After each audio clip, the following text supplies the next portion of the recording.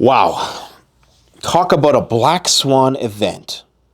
This is the true definition of a black swan event in its purest form because nobody anticipated this. Don't lie to me and try to tell me that you had exploding electronic devices on your Apocalypse Bingo card for 2024. Nobody did. Many of us had cyber attack. But even myself, who's looked at this issue extensively, I've had cybersecurity experts on the channel before. While it may have come up that you could definitely induce some sort of kinetic reactions in electronics or critical infrastructure, none of them predicted that something like this would ever happen. That you could actually manipulate a battery management system and induce a certain current that would trigger a thermal runaway effect, which would possibly trigger an explosive inside, embedded within an electronic device, and do it simultaneously in thousands of different devices as a preempt to war. Nobody expected this. Holy shit, we are living in scary, scary times. When you know that increasingly more so, lithium batteries are in everything. And everything is networked. Everything is connected to the internet in some way, shape, or form. And these are all attack vectors. When you understand this, and what you're seeing behind me here is a guy who is inducing a overclocking in a computer by ramping up the voltage somehow remotely.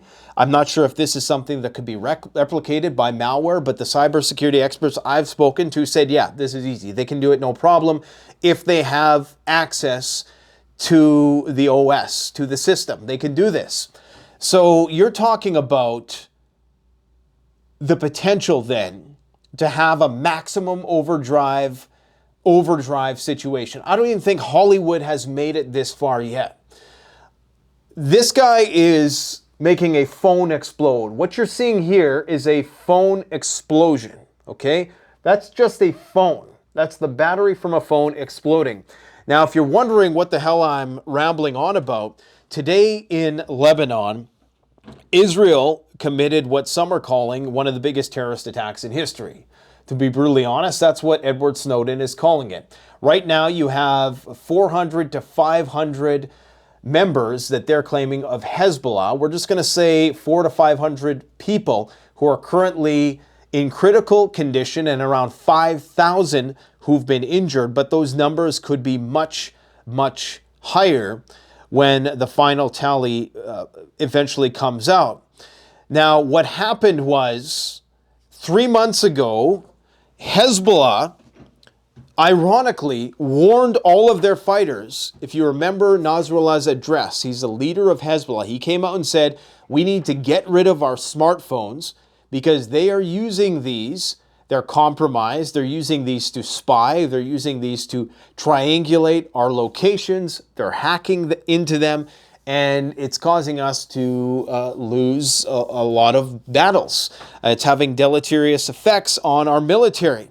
And as such, they switched over to these pagers, these simpler pagers, which they presumed were harder to hack. Well, there's a discourse raging online right now. And then, of course, what happened is they all simultaneously today detonated, exploded. And what happened was, the reason why there's so many serious injuries is because, I guess, prior to the explosion, the pager went off. So most people, when their pager goes off, I haven't used a pager in decades. I didn't even think they were still a thing. Apparently, it's we were led to believe, I guess up until this point, that they were a more resilient and resistant technology that couldn't be hacked in the battlefield. But I guess now no electronics are going to be trusted as communication devices in this way. But what happened was people would look at the pager to see what number was calling. Apparently, the number that was calling was supposedly from one of the higher ups. So it was important. Or it was like spoofed, or what do they call it, using a proxy or something to make it look like that was the person who was calling, and then it exploded. So a lot of injuries to people's hands, and of course a lot of issues with blindness because it exploded in their face and acted as whatever components were in the pager acted like as shrapnel, and so it went into people's eyes. So even the Iranian ambassador apparently is stricken with this blindness issue as a result of him having one of these pagers, or somebody near him having one of these pagers. Maybe somebody said, hey, the supreme leader is calling me, and take a look, and it exploded in his face. Who knows? But this is serious. You're going to see a massive response from Hezbollah, because if they don't, they've essentially conceded defeat. This is the ultimate declaration of war. Think of how far up the escalation ladder we've moved on the northern front, and it's been so incremental and gradual, almost very sophisticatedly orchestrated in order for people to not even really notice how serious it's become. Because there was a time when just a simple cross-border exchange between Hezbollah and Israel was newsworthy. Long gone are those days. We're talking about day after day, heavy bombardment on both sides, rocket attacks by Hezbollah, and heavy bombardment by Israel. You have high-level assassinations, and then it got stepped up continuously. You had that big attack on the Golan Heights. Still, you know, some people debate who was at fault for that, whether it was an Iron Dome intercept or whatever. You have this progressive ramping up now to the point where you have arguably one of the biggest, what some people are calling a terrorist attack, Edward Snowden calling it a terrorist attack, and by most definitions you'd have to agree, because of course this was a very indiscriminate attack. These bombs went off in marketplaces, in doctors' offices, pretty much everywhere, presuming that it was all Hezbollah operators who were in possession of these, and not children, not anybody else, not somebody who was just affiliated with the Hezbollah group and may have not have been a combatant. And then, of course, that gets into a very gray area in terms of who is a combatant and who isn't. And, of course, that works both ways. So if somebody supports the IDF in the minds of Hezbollah, but they're not a fighter on the front lines, are they fair game to be targeted? And so this is one of the most ingenious and diabolical at the same time sabotage operations in all of history. Now, the disagreement online comes in terms of how it was done. Was this done by Israel sabotaging the supply lines and embedding a very explosive powder? I don't have the exact name. I could show you the science of all this, but I'll spare you that and just give you the short and skinny of it. There's two conflicting camps here. One is saying that this was explosives that were embedded at somewhere along the supply chain. 5,000 of these pagers had trace amounts of explosive powder embedded within them, and the thermal runaway effect that was induced by some sort of malware or some ISR plane that was circulating at the time, or some frequency that was broadcast near the southern part of Lebanon, was what triggered the explosive. Okay, that is one hypothesis. The other hypothesis is that it was a thermal runaway effect of a lithium battery. What you are seeing here behind me is that thermal runaway effect. So this guy is using a voltage to induce, overclock the CPU, and to try to get the battery hot enough to manipulate the battery management system so it goes into what's called a thermal runaway effect, where it overheats. Now, if you've seen this happen, I've seen this happen. I've had many devices, in fact, have this happen to them. Usually it happens slow, and you can watch it, and your battery will start to bloat, and then suddenly it will just start to explode all of a sudden, and it will light on fire. It's not really an explosion typically because it happens very slow. But there are claims that you can actually make this happen much more rapidly, and it has an explosive effect. The question is the explosive effect that we're seeing here, is this enough to cause some of the damage that we are seeing and some of the casualties and the horrific scenes that we are seeing right now in Lebanon. It's still a subject of debate. However, the people who are pushing the narrative that this was done by Mossad operatives in a very James Bond fashion, and of course Netanyahu's playing into this with all kinds of meme videos of him taking credit for this but not taking credit for this. It's the New York Times citing unnamed anonymous U.S. officials, as is always the case. And it's always the New York Times that gets the last word, doesn't it, when it comes to what the final conclusive say is and what the de facto narrative is going to be. Yet these three unnamed officials, we don't know where they came from a hole in the ground. We don't know where they got their information, because according to Matthew Miller, the spokesperson for the White House, he claims that the White House had no knowledge of this and they don't have any information that is outside the scope of what the Israelis know. The Israelis haven't even claimed responsibility for this. So how is it that these three anonymous officials have given conclusive evidence that the Mossad embedded in this top secret operation, we must presume very clandestine stuff, how did these three unnamed officials get this information to the New York Times?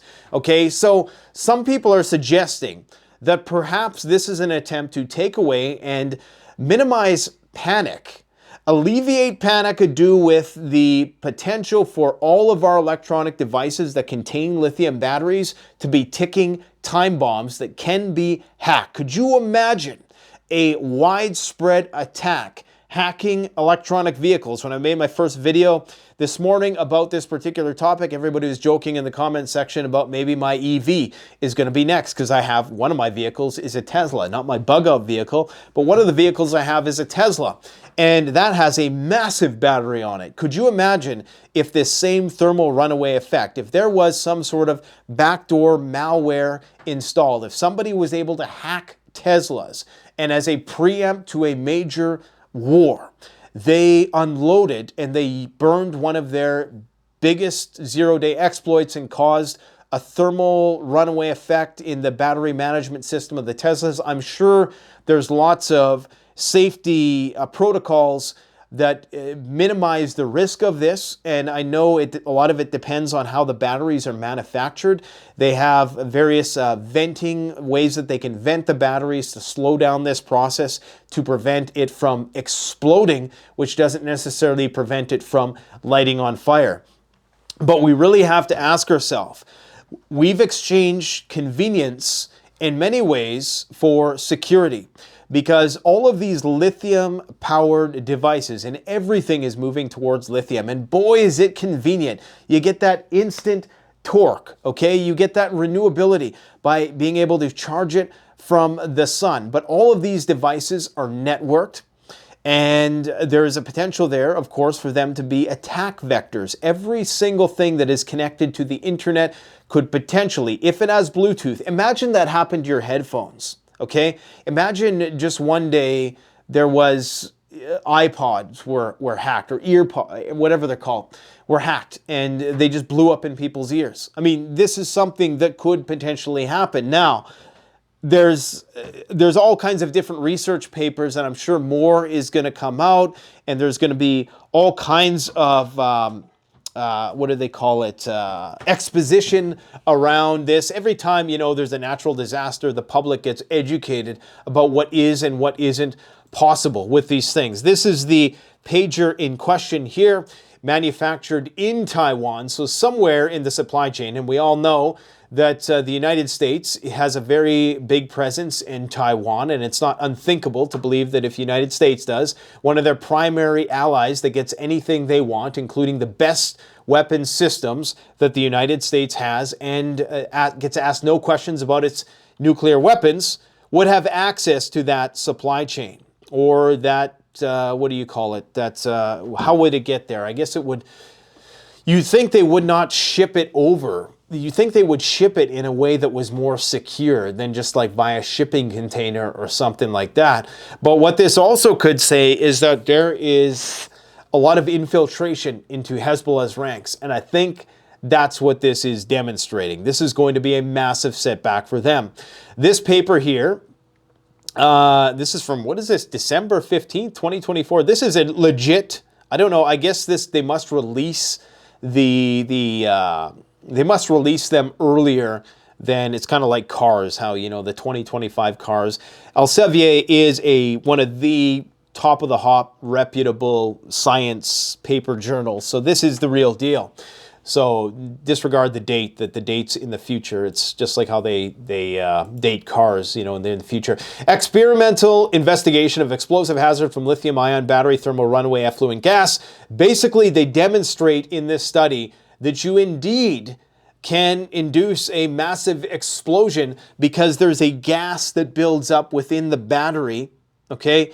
So it's not just that the battery itself is overheating, there's a gas, and then as there's an ignition, then it goes boom, okay? So I don't know the science of it. I'm sure more is going to be coming out and it's going to be explained a way that us laymen can understand it at a later time, but that's what's going on there. This is another piece to the puzzle.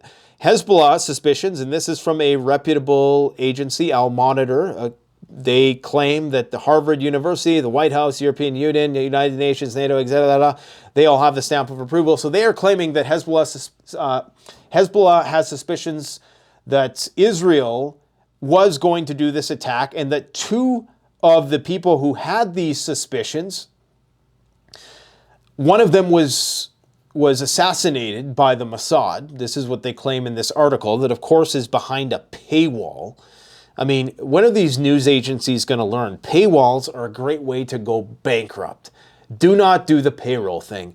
Do ads, do something else. Ain't nobody going to pay for one news service. Nobody wants to get their news from just one news service. People want to have a diverse plethora of opinion nowadays, so why would you just go to one news agency and give them all your money? It's just not going to work. Anyways, Hezbollah has suspected that this was going to happen. A couple guys, and one of the people who found out about it was almost able to notify one of the higher ranking commanders and get everybody to get rid of these pagers. So to preempt that plan, Israel detonated the devices prematurely. The thinking was that they wanted to do this in order to soften the ground for a ground invasion, that they were going to do this at the same time that they were going to stage their ground attack. But they had to do it before they wanted to. They wanted, so that this plan was essentially forestalled by this one individual who was about to notify Nasrallah, I presume. So they just decided to detonate it then and there. And of course, the Iranian ambassador has had his vision compromised as a result of presumably looking at the pager. I'm not sure if I already stated this, but the reason why people are having so many eye issues is because they look at the pager when you get the text from the supreme leader or whoever they thought that they were receiving a text from, and that led to a lot of casualties that had the effect of blinding a lot of people, 500 to be exact, but the amounts are still coming in. So again, this is the New York Times narrative. Israel planted explosives in pagers sold to Hezbollah. Officials say, so long as you are considered a mainstream media, all you got to do is say officials say, and everybody tweets this. Now, I'm not saying that New York Times isn't a reputable agency and they haven't developed that cred over decades, but you got to be a bit more specific in terms of stating your sources and how your sources were able to get this information when even the US government and the Israeli government aren't claiming responsibility or foreknowledge of this. This is very significant. But what I'm concerned about most is that now that we know that there's proof of concept, the technology exists, and this will likely be replicated in the future in somehow. We have to ask ourselves, especially considering a lot of our electronics are made in China, if there isn't some kind of kill switch on everything. Never mind the explosive aspect, just the kill switch aspect. It would not take much, knowing what we now know about how you can induce a current in these in these devices with some sort of malware, trigger the thermal runaway effect, and just cook the system. I mean, how many devices could we find this in? You probably don't even need the lithium battery. You probably could just, have the power management system do something weird and fry the system in that way. So this is a whole new dimension of warfare, of cyber warfare, electronic warfare, that I don't even think most people are ready to comprehend yet, because so much of our life is dependent on the digital world of things. I would encourage you to check out our videos that we've done on cyber attack in the past. And honestly, I cannot believe this is the most black swan of black swan event. I never could have predicted. When I said a couple days ago that we're going to see a week's worth of news every day in the run-up to election, I never predicted something like this. Absolutely unheard of. Lukashenko is claiming today that the West is getting ready to do a provocation on his borders, and that this provocation will start World War III. He says this: an attack on Belarus is the beginning of a third world war. Therefore, in no case, neither Ukrainians nor Russians, they understand this perfectly, nor Americans who want to sit behind the ocean, this cannot be done. He also stated in other aspects of this speech that he thought that NATO was getting ready to conduct an operation on their borders, which would bring them into the conflict. So we're seeing escalation everywhere, on every front. The plan to allow Ukraine to fire missiles inside Russia is still in the cards. It has not changed. The decision has already been made. It's simply a matter of how they're going to roll that out to the public at this point in time. So we will see missiles, cruise missiles, landing inside Russia in the not so distant future. The announcement will be made upon their first arrival. And this is because, despite a lot of bluster and tough talk, Vladimir Putin continues to be relatively ambiguous in delineating his red lines, saying things like, well, we will take the appropriate response. All NATO hears is he's not going to use nukes yet, so they're going to continue to push. This is probably why there are concerns right now that Russia is getting ready to do a nuclear weapons test. This is being reported by numerous mainstream media outlets that not only is Russia considering or priming the ground for a nuclear test, but also that there was traces of radioactive cesium-137 measured along Norway's border with Russia. The radioactivity was measured in filters at a name of a city I cannot pronounce, and I'm not going to try to, in the second week of September, but the origin is still unknown. Now, we're going to talk about the Russian nuclear testing site, Novaya Zemlya, but they're saying that this could also be being caused by forest fires that are currently raging in Portugal and other places throughout Europe. When Chernobyl happened, it kicked up a lot of radioactive isotopes into the air, and I guess a lot of it gets trapped in the forest throughout Europe. And so when these forests burn, it causes a small but noticeable spike in radiation. I should add that this is not a dangerous level of radiation, they're saying. But according to officials, Russian weapons designers from Rosatom have all summer and early autumn been working at the Pankovo test site at Novaya Zemlya. This is where they used to do most of their nuclear weapons testing. The site is dedicated to test the Burevestnik nuclear-powered cruise missile, believed to have more or less an open cooling of the mini reactor. So this is their nuclear-powered nuclear missile that can circumnavigate the planet a couple times or something like that, or stay in the air for extended periods of times. You know you're in a state of DEFCON 2 or 1 when that thing is flying around. Work at the test site, however, is strictly secret and very little information is made public. There are no official reports that the Burevestnik is tested, but indications can be seen by studying daily updated satellite images from the Arctic archipelago, which I'm not going to show you here.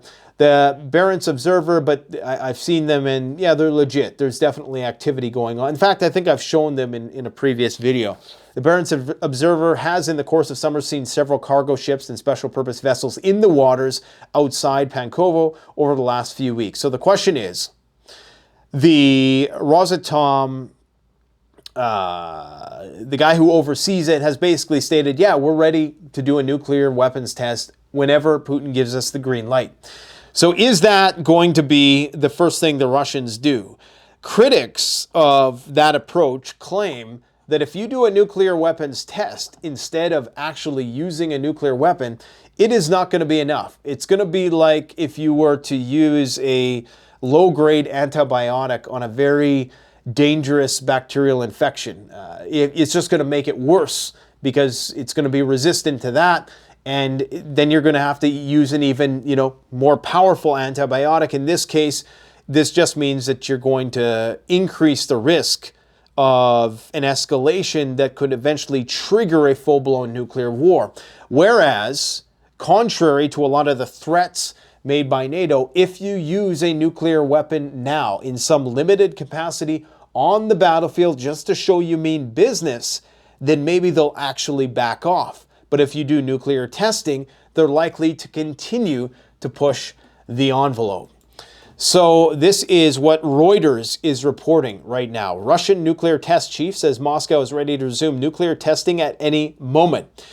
Now, this is being pumped by the West. I can tell you that he said this months ago. In fact, I reported on this months ago. He's been saying this for a while. So this is not really new. What's new is the West's coverage of it, which is kind of concerning at this point in time. But there's many ways to interpret what that's all about. What else do we got to talk about today? I think that this escalation with Iran, if the assassination of Haniyeh did not trigger a response yet. Remember, Iran said they're going to respond to this on their own terms, and they're not going to be provoked into any sort of premature response that is going to just be leveraged by the collective West to start a war with Iran. And right now, they're looking for any possible excuse to do that very thing. You can bet that there will be a response to the ambassador potentially losing his eyesight and several other Iranian officials as casualties of this unprecedented Black Swan event. There's no doubt going to be a response from Iran. The question is just when and where. Sergei Shoigu, the former Russian defense minister, still high up there in Russia's Security Council, was in Iran today while all this happened, meeting with his counterpart in Iran.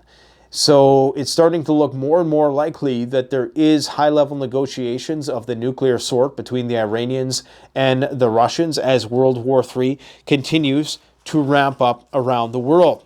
Jan Stoltenberg, the NATO Secretary General, told The Times that allowing Kiev to launch long-range missile strikes deep into Russia would not be a red line leading to escalation. Okay, this is the Secretary General, Jan Stoltenberg. I know some people think he's a know-nothing clown who doesn't really have any say in what eventually happens, but he's saying what NATO already has said. The United States has not said no, and that's all you need to know.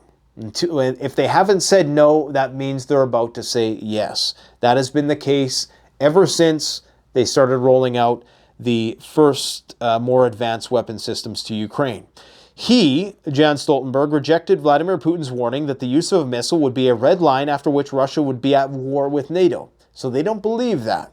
Okay, so Russia continuously has to show them that no, we will be at war with you. Much like Hezbollah, it's basically make or break at this point in time. They have to do something or else they are just allowing themselves to be taken over by the Israelis. And quite honestly, from a strategic point of view, they probably should have did something a long time ago while they were preoccupied in the Gaza Strip. But of course they didn't. So now Israel has had a chance to consolidate its forces, and they've basically stabilized things in Gaza for the most part. There's still fighting going on. Obviously, they haven't collected all the hostages or killed all the hostages yet. So Israel is in a better place to fight a war on the Northern Front right now than at any other time. And plus, a lot of their soldiers now have experience. So that's going to go a long way in fighting that conflict, which is not to say that it's going to be a conflict they can win per se, because we've still yet to see this massive arsenal that we know that Hezbollah has, but we've yet to see it in action yet. And the question is, why haven't we seen it yet? Is there so much division in the ranks amongst Hezbollah, more so than is being led on, that is preventing this from happening, that is compromising them from the inside out? Putin, has already announced red lines many times, and he's not escalated, which means directly involving NATO allies into the conflict is likely a non sequitur. So that's what's going on there. Now, yesterday, I had terrible audio presentation as a result of a technical malfunction that I was experiencing with my microphone. I went over numerous topics that I don't think I did justice because, of course, the microphone kept breaking up, and it was brutal having to listen to that again. For any of you who endured it, I appreciate it. There was a few stretches there where it was like 10 or 15 minutes without any crackling, but during the times that it was almost unbearable.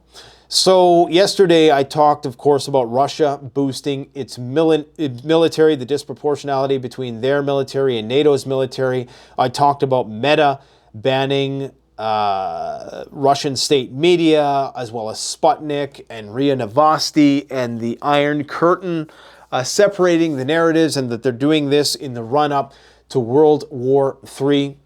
I spoke about, what else did I speak about? What is this here? I talked about the misconceptions of mutually assured destruction and the myths that are being perpetuated. Specifically, I talked about how this fatalism with respect to making people believe that you can't prepare for nuclear war is actually doing people a disservice, because there's two conflicting perspectives. One that says, nukes, they're not a big deal. I use them in Call of Duty all the time, and I just respawn somewhere, or there's no radioactive effects or whatever.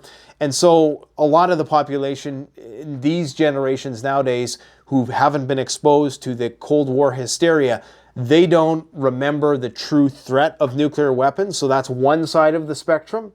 On the other side of the distribution, you have people now who are being reawoken to the threats of nuclear war, but in such an alarmist fashion that they think the world is going to end and that there is no nuance. Once you use one nuke, as he says here, once a single nuke is launched, it's a death sentence for the human race, which is patently false. Okay, and the Russians know it and the Chinese know it. In fact, they encouraged this perspective at the peak of the Cold War because they wanted people to induce apathy in the population. They didn't want people to prepare. They wanted to demoralize people when it came to emergency preparedness surrounding nuclear conflict. The truth of the matter is there's a spectrum of possible outcomes when it comes to how a nuclear war will start and how it will finish. Not all nuclear wars are going to end in mutually assured destruction and nuclear winter. But for some reason, it's catchy and it's easy to sell books. So a lot of people are perpetuating this myth.